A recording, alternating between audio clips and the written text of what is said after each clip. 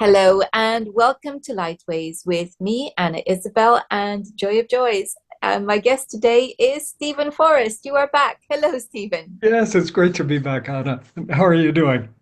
I am very well, and I was so happy because I thought Ingress of the North Node into Pisces. Who do I want to discuss that with? Well, obviously it was you, and you agreed, and here you are. Thank you. Yes, it's an exciting subject. I've been thinking some rather systematic thoughts about it, and in the course of this program, I want to present four different kind of clinging attachments that have a Virgo quality that are up collectively for being healed. It doesn't mean they'll be healed automatically, but through striving towards certain forms of Pisces wisdom, we can liberate ourselves from these soul cages. So that's the basic outline of what I want to be talking about today. Well, that's perfect. And just a reminder to those who are perhaps less familiar with the nodes, when we're talking about Virgo here, it's the opposite, it's the south node. And we're always moving from north to south. And it's not about saying that Virgo is bad, it's just to say that okay, we've done really well with Virgo for some time, but perhaps we've picked up some habits that need tweaking. And we're looking at Pisces to help us to do that. Would you agree with that assertion? Yeah, that's the essence of it. I can really start with I guess we might as well call it Genesis 1 here, the first book of at least my personal Bible. When I was a kid and getting interested in astrology, I'd read a book, like a sun sign book, and I'd learn terrible things about Virgos, that they're all picky and critical and just a pain in the neck all the time. And then I would open another book and I would learn, oh, Virgos, they're all saints, they're servants of humanity, helpful, there for you, solid citizens. And it was a little confusing. And then I began to realize I knew Virgo people who were like those terrible ones. And I knew Virgo people who were like those more lofty ones. And so it's like there are different kinds of Virgos. And then the light bulb lit over my head, burned all my hair off, as you can see. But the light bulb lit over my head and this is when I became an evolutionary astrologer. When I thought of some of those Virgos who were like the garbage can version of it, and I knew them like family members, for example. And over the years, they seem to be improving, you know, that people can grow, people can change. And so, what I inherited as an astrologer was the basic kind of underlying idea is that a sun sign is, or any sign of the zodiac, is a personality profile. Here's who you are. Here are your traits. Because you have this sign prominent in your makeup, and I recognized that's wrong-headed. It's 5,000 years old or 3,000 years old, depending on who you ask. But it's a basic mistake that they aren't traits, they're paths. And that we can improve and learn the lesson of each sign, Virgo included. And that's a really important point because if we're looking at the chart itself, inherent within it is exactly that message that Yeah, it's not about it being set in stone. The sun is something that we evolve into. The moon is more instinctual. So it's inherent in the chart is the understanding that we grow, we change, and that there are certain things that we are working on and developing, and that's been there for as long as we've had astrology looking at birth charts. It's been there. yeah, Although in some traditions it's more static, it's more fatalistic. Yeah. But now we're coming into, your realm, which is evolutionary astrology. And that is emphasized again, that this is really a learning process, a process of growth that we're going through. So, and it's interesting you talking about Virgo, that you could see it like a schizophrenic way. But, I think when we're looking at that, moving from the south node to the north node, we're moving from an earth sign to a water sign. And the earth without water is really, really hard. Hmm. It's very hard. And I think if we're looking at the best of Virgo, then it should be about the distillation of knowledge and the purifying of experience and ideas, so that it to be of service and produce something that is the harvest Yes. for all. Um, but here we're looking at what happens when that distillation becomes a kind of mania, and the purity kind of gets the notion of purity gets twisted into perfectionism, Yes. and the perfectionism leads to being overly critical to the point where it's self-destructive, or destructive of others. And it's, listening to you, I was thinking about that saying that, you sometimes hear people say, if you can't say anything nice, don't say anything at all. and and it's where Virgo gets into that, needing to be critical of everything, that you just want to go, shh, if you can't say something nice, don't say anything at all. you know Yes, exactly, exactly. See, the good side of Pisces, the kind of loftier side of Pisces, is the perfect cure for the weaker, darker side of Virgo, and vice versa. So now, like for the next year and a half, we sort of beat up Virgo and all Pisces. Isn't that wonderful? In about 9 years, it'll be just the opposite when the South Node will enter Pisces, and we'll see time for some critical thinking about your flaky spiritual ideas, for example. But that's a podcast for 9 years from now. Right now we're dealing with the shadow side of Virgo emerging collectively in the human population.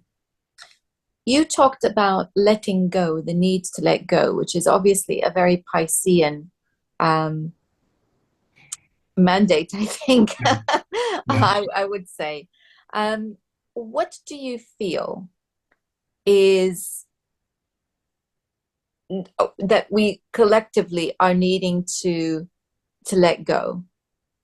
Mhm.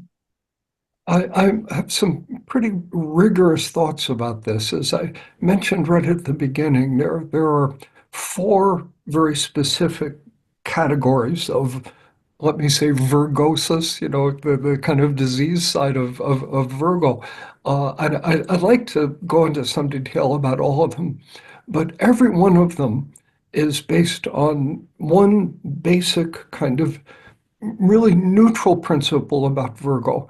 Let me start by saying everybody, all the Geminis, all the Sagittarians, everybody's got a little Virgo in them, because we're all built out of all 12 signs. You've at least got some asteroids, in every sign of the zodiac, and probably more than that.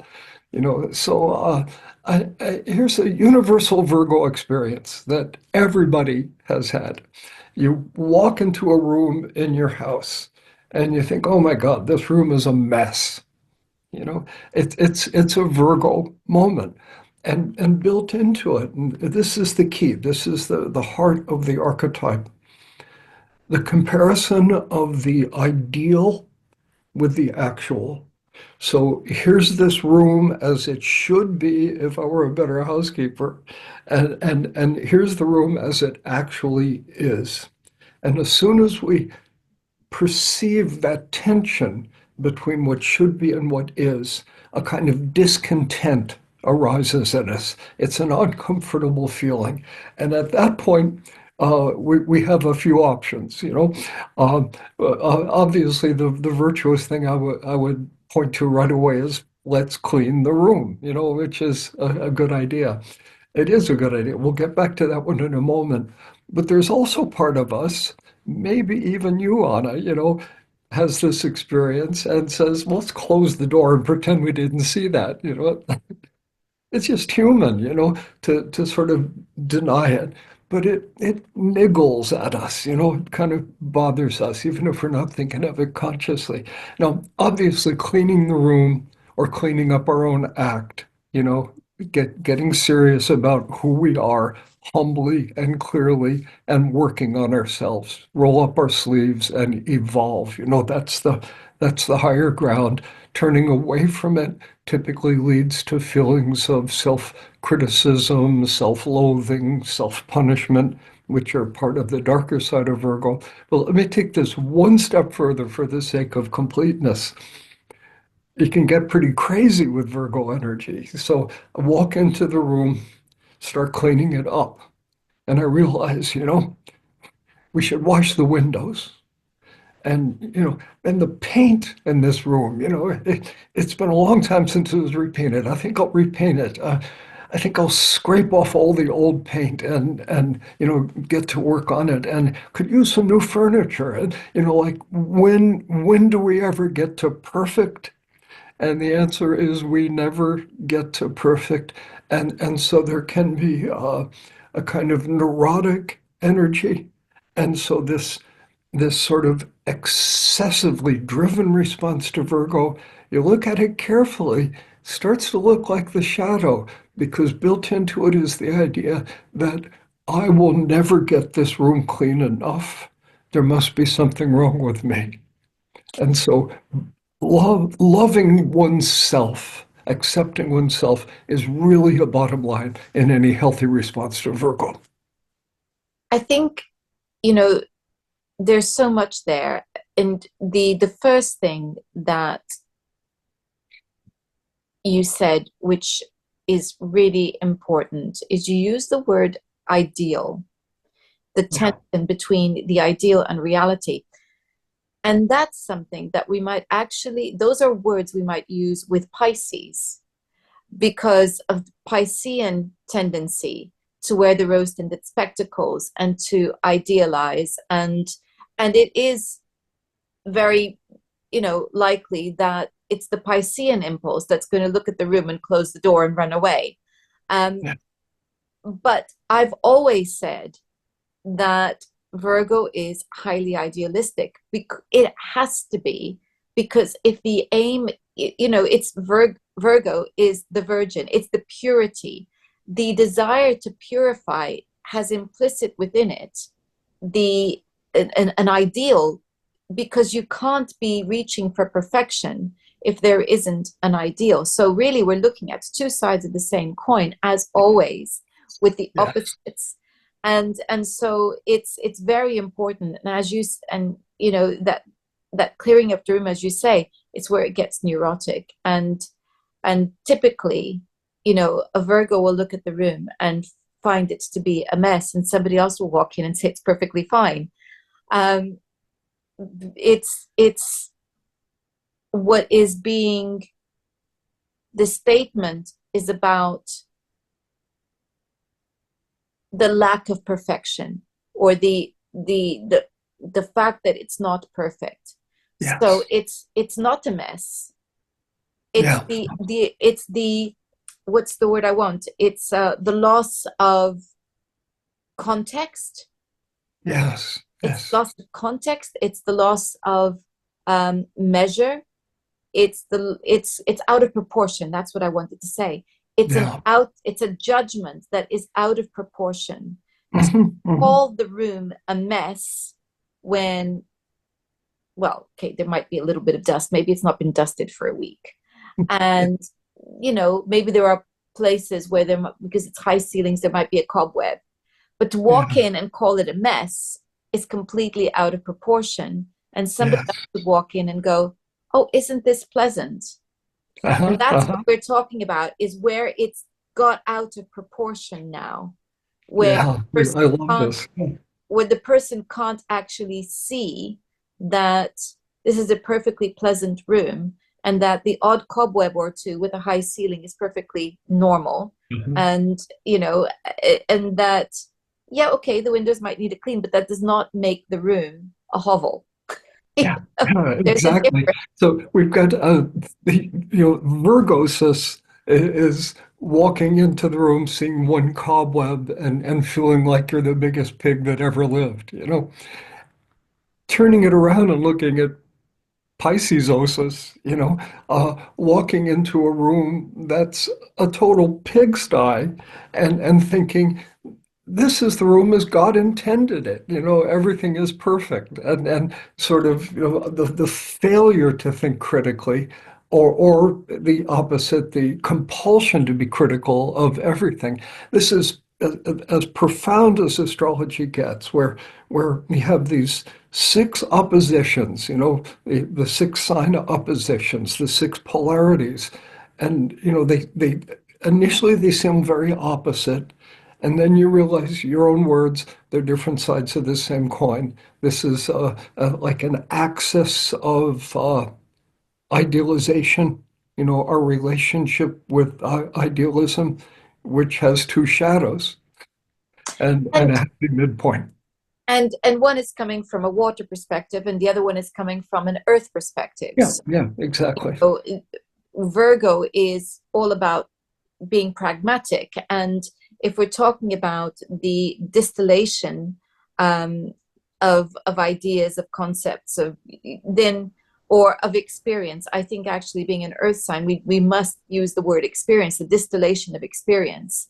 Yes. Um, it's a very practical, quantifying, measuring, and consequently I'm going to say a very limited view of reality. So it's Yeah. constrained, it's in the confines of the five senses, and it Yeah. must be measured and it must be quantified, Yeah. because otherwise we're in dodgy territory here. Whereas Pisces swims in those waters most comfortably and Mhm. goes, what's your problem that we can't measure it? Can't you feel it? Yes. Yes. Exactly. Can't you feel the perfection of it? Uh, Virgo's great delusion is it thinks it's seeing clearly. It's really convinced that it's seeing clearly. But what it is seeing clearly is what's wrong with everything. And it's helpful to see that. It's helpful to see it.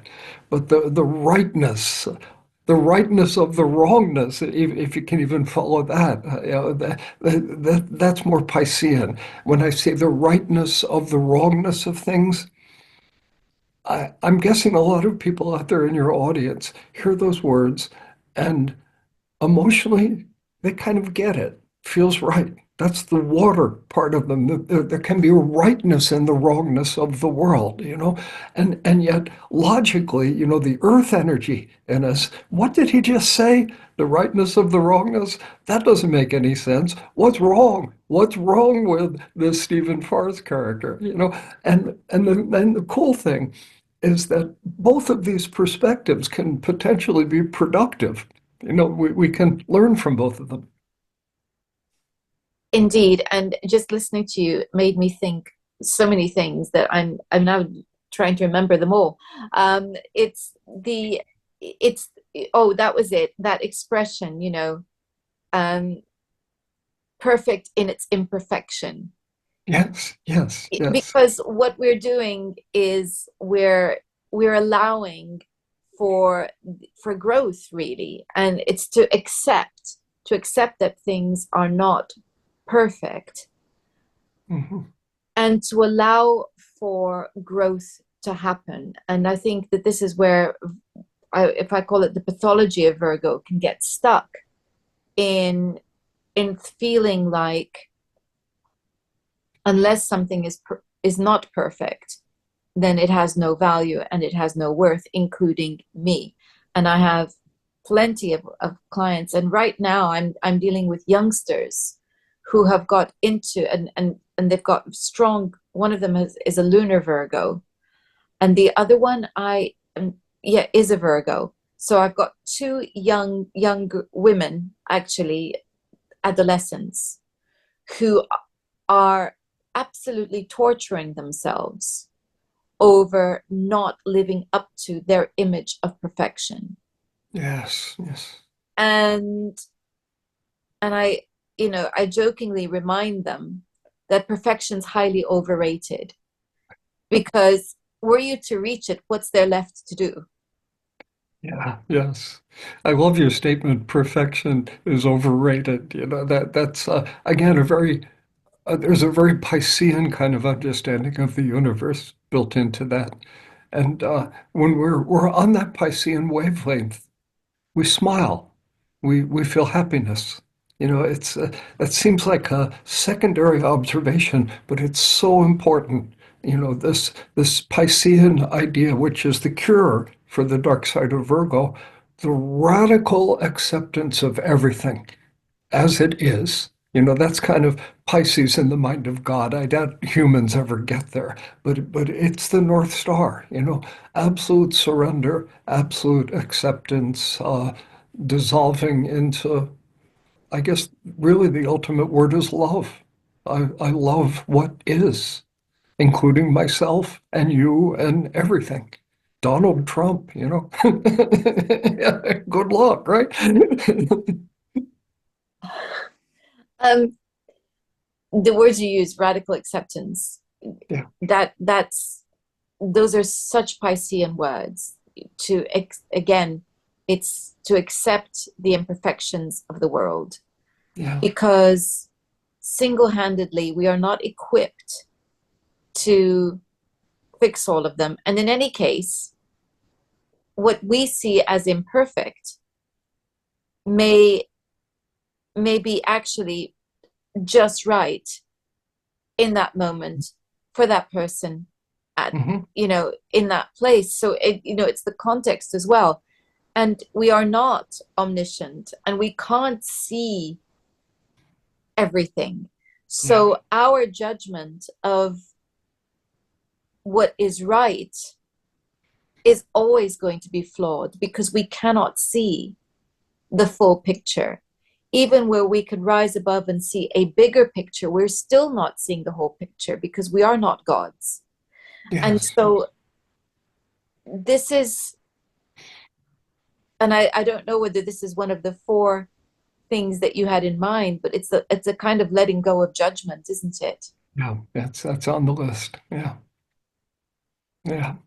So all that we're saying about Pisces as an ideal is the remedy for a certain set of attachments that are emerging in the population now as a result of the South Node entering Virgo. And Jessica, I know you got some folks who are maybe new to astrology in the audience. So just very quickly, the nodes of the moon go retrograde. They take about 18 years to get around. The North Node entered Pisces, simultaneously South Node entered Virgo January 28th this year of 25, so just recently. It will stay there until the 18th of August of 2026. If you're Australian or Asian, the date might be off by one day because of the way the calendars work. But you know, there it is, about a year and a half. January of 25 to August of 26 is the period. Now, during that time, we could say that everyone's Virgo karma. So always look at the South Node as something that originates in past lives. Everybody's got some Virgo karma, and it's ripening. Like the fruit's going to fall from the tree. That means whatever unresolved Virgo stuff you've got, you're going to have a chance to look at it. And it sounds like I've got bad news and I've got good news. You know, it's the bad news is it's coming to get you between now and August of 2026. And the good news is you're ready. You're ready. That's what it means when karma ripens. You're ready for this breakthrough. Now, some people will have a lot of unresolved Virgo karma. Like if you're birth chart south node is in Virgo, there you go. Or the planet that rules it is in Virgo. Other people have less. So what we're exploring here is going to have some relevance to everybody on the planet. But some people are really in the spotlight. Some people, it's like, yeah, I can kind of feel that, but it's not so central. That's honest. That's fair enough. But always with astrology, we come back to the individual chart and the individual experience. But there are, as I keep saying, these four pieces of Virgo karma. We kind of systematize this, and I do want to get around to looking at each one of them real specifically. So what are they? Okay, let me start. These will all be kind of discussion group questions, and you're welcome to the discussion, of course. So let me just the first one that's built into a lot of what we've said so far. Self-criticism. And when we think of the South Node, at least as I think of it, um, its roots are in the past. So, we all tend to think psychologically nowadays, and if somebody as an infant isn't loved or touched or held, we understand the terrible implications of that, obvious psychologically. In evolutionary astrology, we're thinking very much the same way, except we're thinking of the childhood of the soul, which involves prior life experiences. Traumas there affect us psychologically in pretty much the same way that traumas in infancy in this life will affect us. And so, what if in the karmic past you're in some kind of situation where you are constantly subjected to shame and criticism? One example, there'd be many possibilities, but one example, you were a victim of one of those religions that really emphasizes your sinful nature, and cradle to grave in that lifetime. It's like you nailed Jesus to the cross personally, and suddenly you're not so suddenly this accumulation of self-loathing is enters the heart. Time to be liberated from it. And so this theme of self-criticism, self-doubt, the attendant self-sabotage that usually goes with it, will make itself felt in the population. What's the cure? High Pisces, surrender, acceptance, love, let the divine flow through you. When the divine is flowing through you, you feel good about yourself because you're temporarily divine. And so that works. So that's the first face of Virgosis, self-criticism. I got three more, but if you have any thoughts about that, I'd like to hear them. No, I think we've covered that, very beautifully in our conversation leading up to it, actually. Yeah, yeah, exactly, exactly. Maybe I should move on to number two, which is a short step from number one. So the way the way we treat ourselves is generally reflected pretty accurately in the way we treat everybody else. That's the basis here. So a comment I made right at the beginning, reading silly sunshine books about Virgo when I was a kid. All the Virgos are picky and critical. Virgo will constantly be on your case, and so Virgosis number one is people being on their own case. And then we find a compulsion to be critical and negative about everybody and everything, sort of projecting that energy outward. And so I would encourage, well, a very specific thought.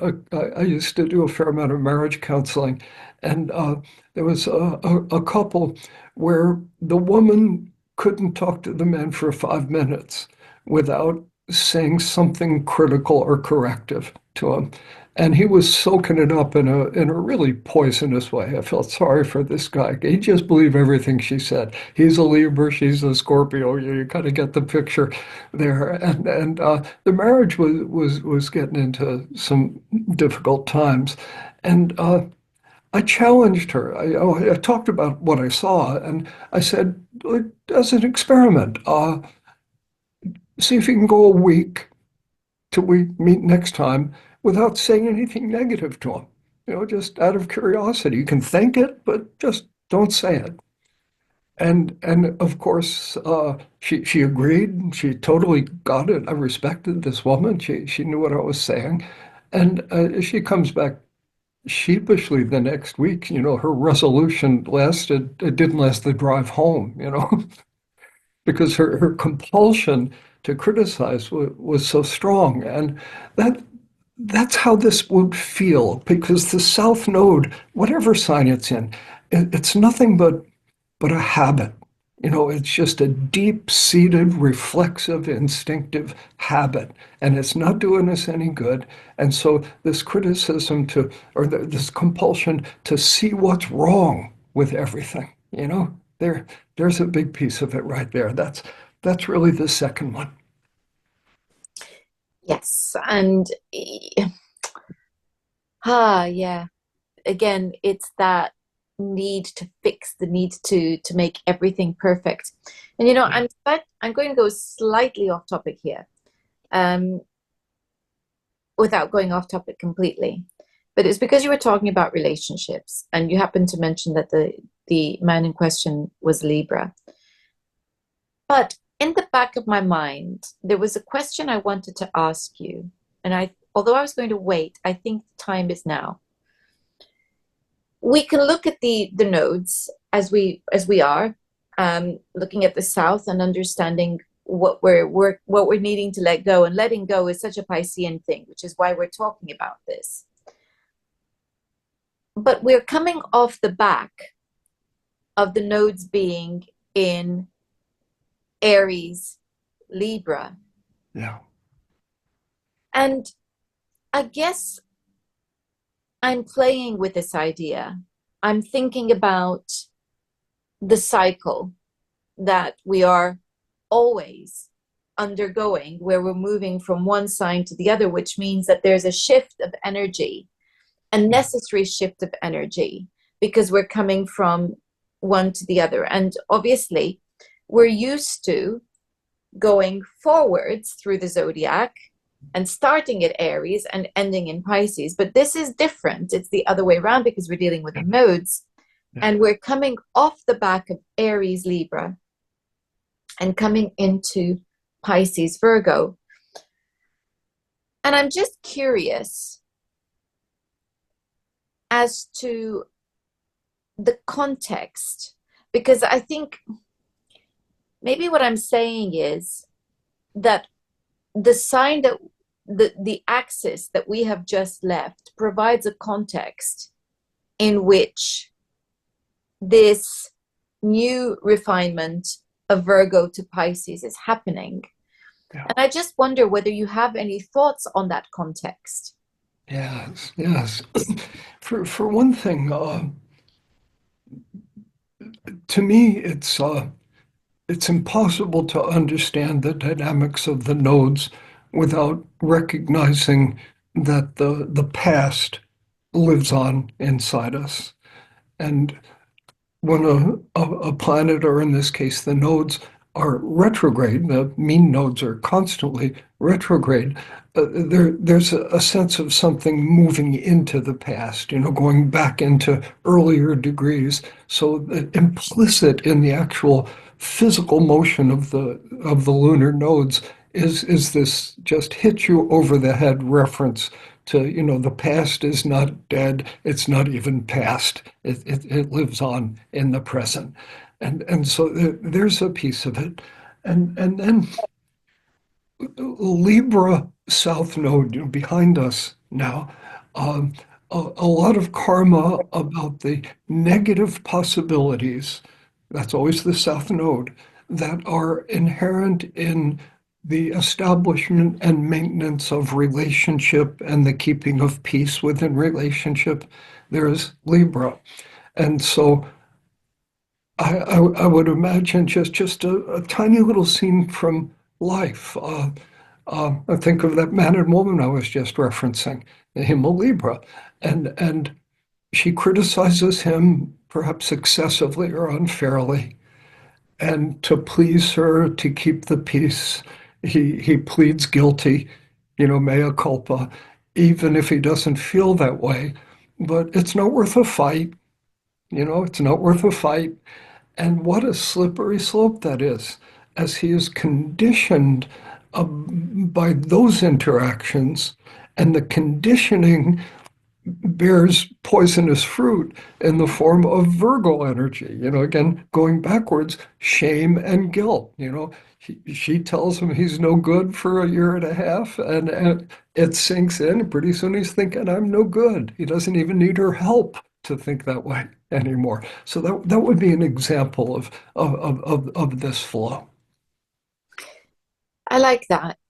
I was also thinking that Aries, Libra as an axis, as you've said, it's about relationship and the need to learn to stand in our sense of self Yes. Yeah. and our own personal boundaries and our own personal sovereignty, and to be able to say enough is enough, thank you. Yeah. And here we're coming back into Pisces, which suggests a cooling down of that heat of Yes. air. Yes. Um, Cooling down, well, actually, putting out the fire altogether with the sea. But I think it's very interesting because it means that the Aries can't get too out of control, too out of hand. Yes. And Yeah.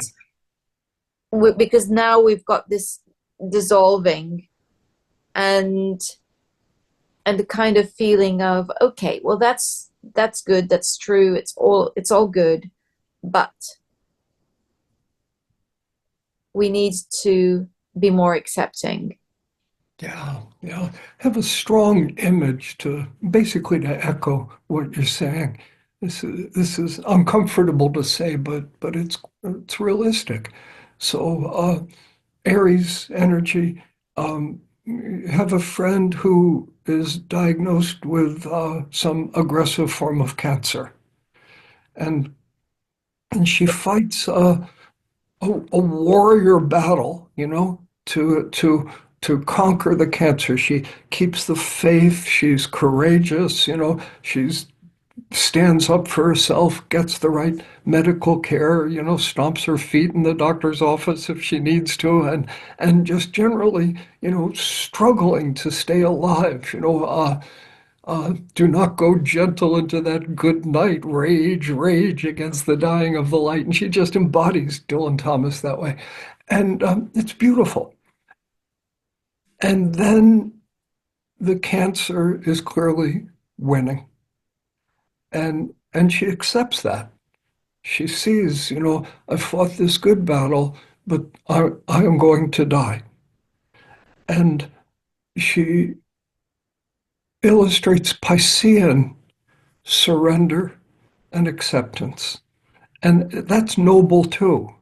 Somebody comes to sit with her and says there's this infallible cure for cancer they've discovered in the jungles of the Amazon, and she says, go away, I'm ready to die. And it's not exactly giving up, you know. It's more the high side of Pisces, surrender and acceptance. It evolves out of Aries. It is a fine line between acceptance and apathy. Yes, yes, yes. Well said. We do There's the bumper sticker. yeah, and um, we do have two fish swimming in opposite directions. Yes. So I think for me with Pisces, it's the choice, isn't it? We can look at it as the acceptance of the duality of life, of course. You Mhm. know, rather than looking at it with Virgoan judgment, saying good, bad, acceptable, unacceptable, Yeah. and to be accepting of the duality of life. That's very Mhm. Piscean. But I do feel like with Pisces that we have a choice always between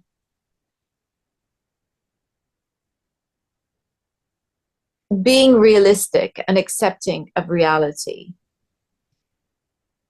and being idealistic to the point where we lose touch with reality. Yes. Yes. And we were talking about two sides of the same coin. I find Pisces to be incredibly unforgiving. The sign that we most associate with forgiveness. I have, in my time, found Pisceans to be some of the most unforgiving people that I have come across because they cannot accept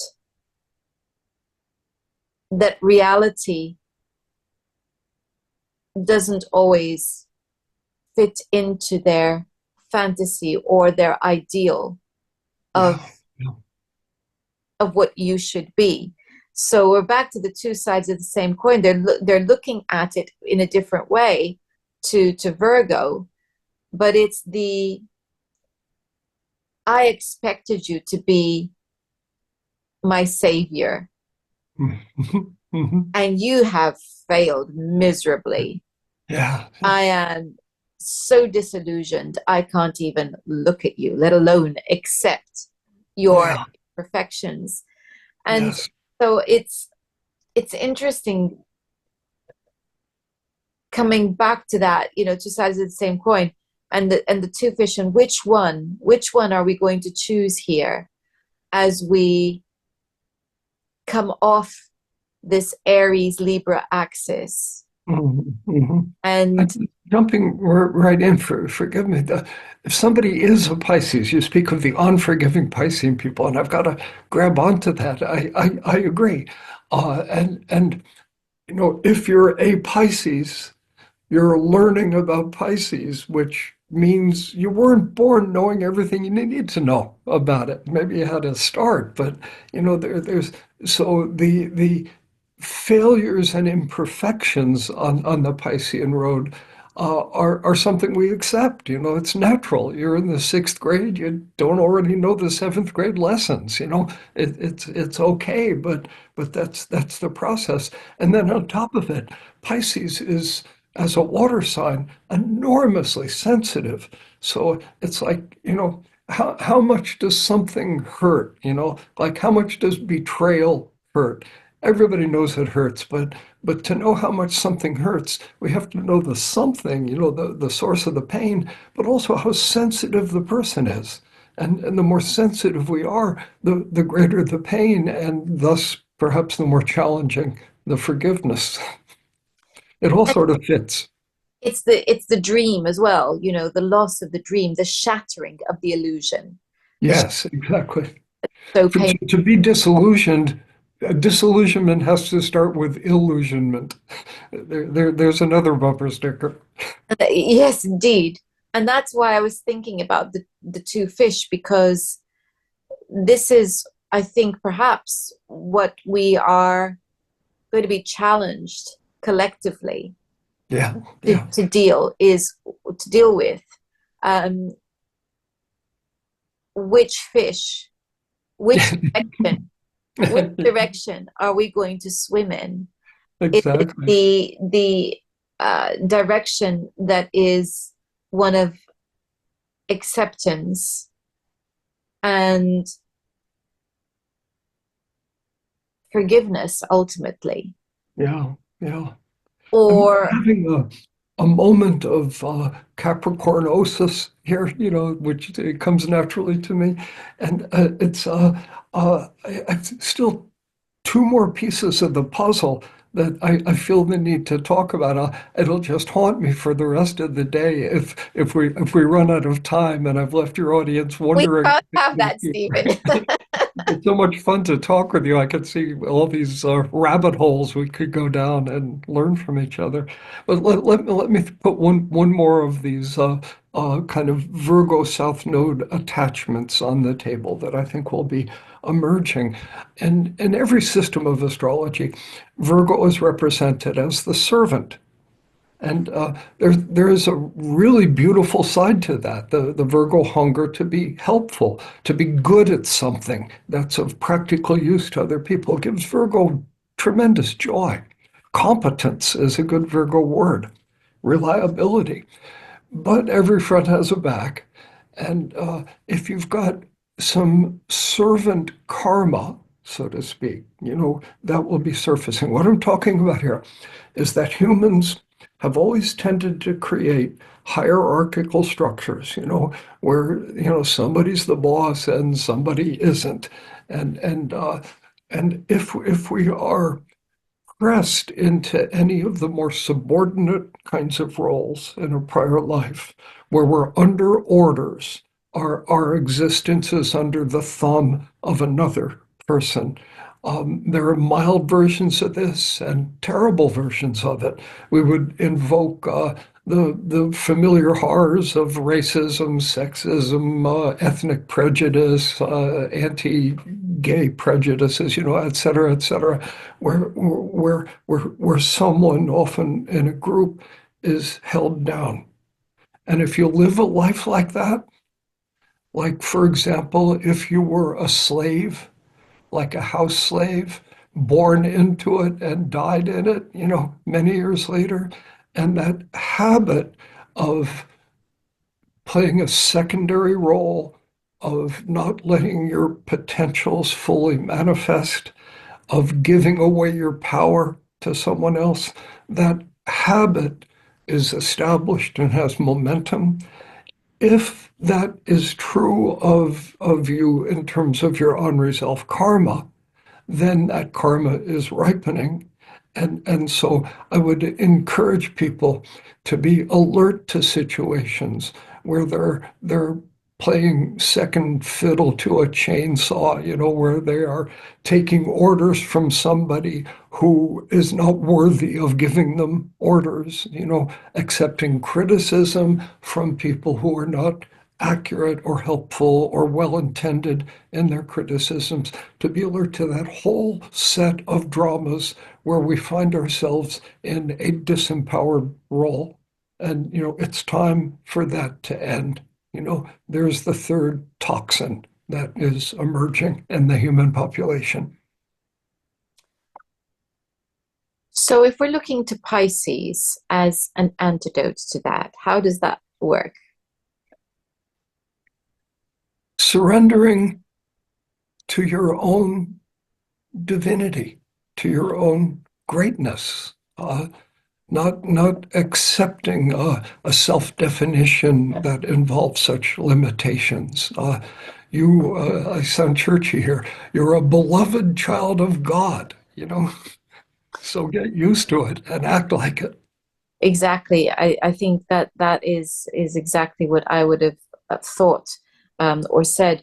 And I think too that means that collectively our challenge is to be more accepting as well, Yeah. without becoming doormats as well. There is, it's just about an acceptance of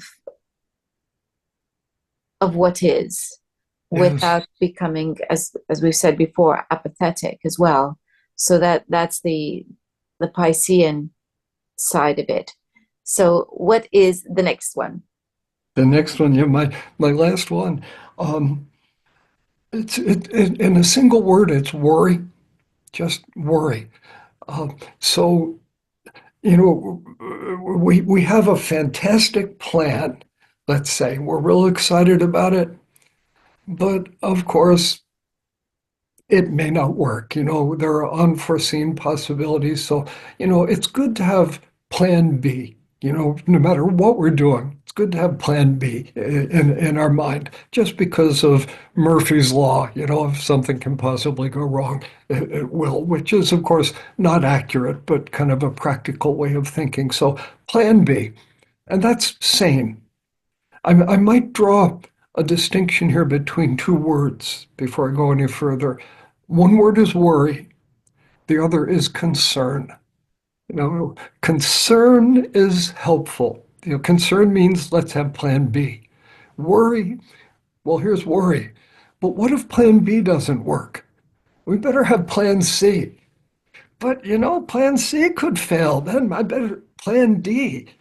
But what if that doesn't work? And at some point it crosses the line into craziness. It crosses the line into a phenomenon we're going to see a lot more in the spotlight over the next 18 months, which is somebody lying in their bed, insomniac at 3 o'clock in the morning, worrying about something that probably will never happen. That compulsive kind of worry. Now, what if in the karmic past you were chronically worried?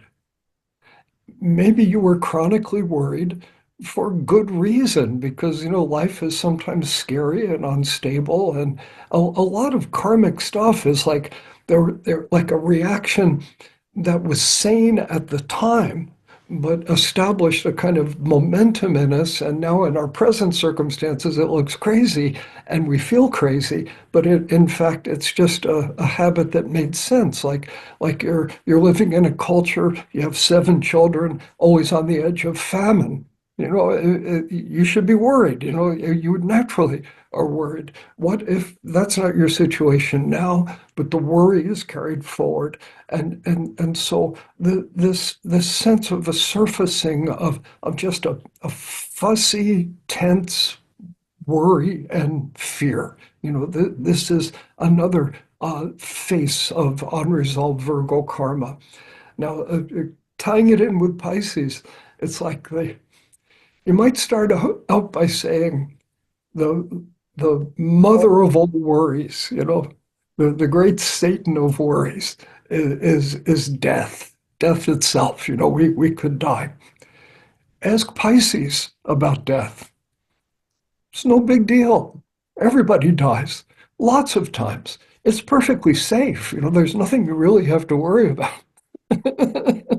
I mean, I laugh when I say it, but there's deep metaphysical truth in that. Again, the Piscean radical acceptance of everything, kind of not really minding what happens, just having faith. It's an ideal, but that ideal is the cure for the worry. And faith is the word that I had in mind when you were talking about the worry, because faith is the antidote to worry, and Yes, is yes, the when it's operating at its highest. Um, it's very much about faith, having faith that something, well, believing in miracles, yeah, yeah, having faith that there is a higher power, that there that somehow things will work out in the end. yes, And I think that, and maybe that again, coming back to the context of the time, coming out of Aries Libra, where there is so much conflict that we have witnessed. And well, we're always witnessing conflict, but it seems that in this last period, it's been especially intense with wars, etc. yeah, And it comes to a point sometimes where things are so dire that we just need to go to church, kneel down, and say, hello, can, can we have higher intervention here, please? yes. We could use a miracle right about now. Beam me up, Spock, right? Yes, exactly. And it's just that feeling of needing to see that there is a higher power, and Yes, handing over the extraordinary mess to a higher power, yeah, very much in the way that as a child, if I accidentally broke one of my dolls, I went to dad and said, "It's broken. Can you please fix it?" Yes, yes. Good luck, right? um, sometimes it does come to that, and also to understand that it needs to be divine intervention, not human intervention, Yes, because there are some things that we just cannot do ourselves. yeah, yes, And so now, Pisces, and you've been talking using some biblical language, I can use some myself here, and that is false idols. yes, yes, yes, The whole point of the problem with Pisces wanting to be saved is that instead of looking to the higher power, if they look to the human being who looks to be the great savior, yeah, that's just not going to work. yeah. Piscean delusion. Yeah, and so sometimes that faith needs to be in ourselves, as you said, recognizing the divine within us Yeah. and honoring the divine within ourselves. Hmm. And as we honor the divine within ourselves, we are connecting with the origins of that divinity Yes, yes, and asking for that connection to grow stronger, which is faith. yeah, And yeah, to say, we could really use some divine intervention, which means, can you help me yeah, connect with that divinity within me so yeah, that I can remember what it's like to be happy again? yeah. Beautiful, beautiful. The North Node is, by definition, it's difficult. It's always difficult because it represents our evolutionary cutting edge. It's where we're leading ourselves. So we're ignorant and simple there. And yet sort of powerful too. The momentum of the soul is focused there. But just this idea that it's difficult, and I just swing right around to the present state of the world. And if we say the the great enemy for all humanity over the next 18 months is succumbing to worry, fear, and negativity, powerlessness. And the cutting edge for all humanity is having faith despite everything, holding the faith. It just rings so true. I've said a few times, Pisces, because there's the two fish, we have to choose which direction we're going to go in. Yes, yes, And it's such a complexity because at least with Aries, you're moving from Libra to Aries, it's very clear, you know, stand your ground, you yeah, know, be meek, hold that sword, you know, yeah, but hold that sword and be in your power. Okay, yeah, that's the mission. If yes. somebody is, creating an imbalance where they're taking over, you say no thanks. Okay, Uh-huh, uh-huh, very uh-huh. simple. But here, coming out of that and moving from Virgo to Pisces, it's not so clear cut because there's a choice. Yes, And it's very easy to deceive ourselves into putting our faith in the wrong thing. yeah, yeah. There are two fish. And so we have to make the choice Yeah. to recognize first that Hmm. there is a higher power. Yeah. Secondly, that we are children of that higher power, and therefore we have that within ourselves. Yes. And thirdly, to have faith that means that there is a connection Yes. and Yeah. trust that connection so that we Yeah. don't look to be rescued by somebody. but we Hmm. trust in that higher power. And as you said, Yeah. we turn away from worry and walk in faith. Yeah, exactly. Beautifully said. It's the high school version is Pisces cures Virgo, but the university version is the higher side of Pisces, the right, the dark side of Virgo. And so the Piscean energy has to be understood in that very pure form of faith and surrender to these higher powers that govern our lives. If we get that right, we'll all take another giant step forward and we'll be ready when the North Node crosses into Aquarius in the summer of 26 for that process. I was just one last note to think about Mhm. is the ingress of Saturn into Aries and Mhm. Neptune into Aries. Yes. And so it's like we're we have the support there Yeah. to remind us to stand our ground and not Yeah. allow ourselves to be drawn into that negativity of being subservient Yes. and Yes. not valuing ourselves. Hmm. So, there does seem to be, hey, remember who you are as Yes. Yes. backup to hopefully let us help us swim in the right direction.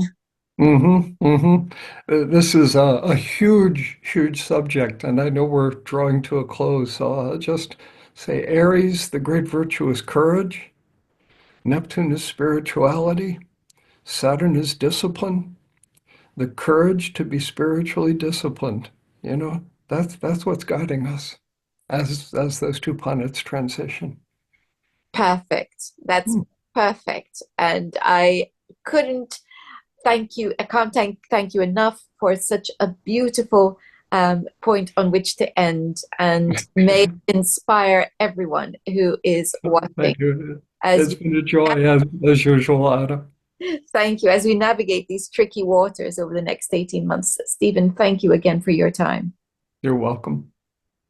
And thank you all for watching. Now, before we go, Stephen, if people want to find you, how do they do that? Um, 2 R's in Forest, forestastrology.com for my personal website, forestastrology.center for my school. I'll be putting links to those in the description box. Thank you. And in the description box, you will also find a link to my Substack, um, newly created. So I hope that you will enjoy the offerings there. Thank you again, Stephen. Thank you Thank all you. once again.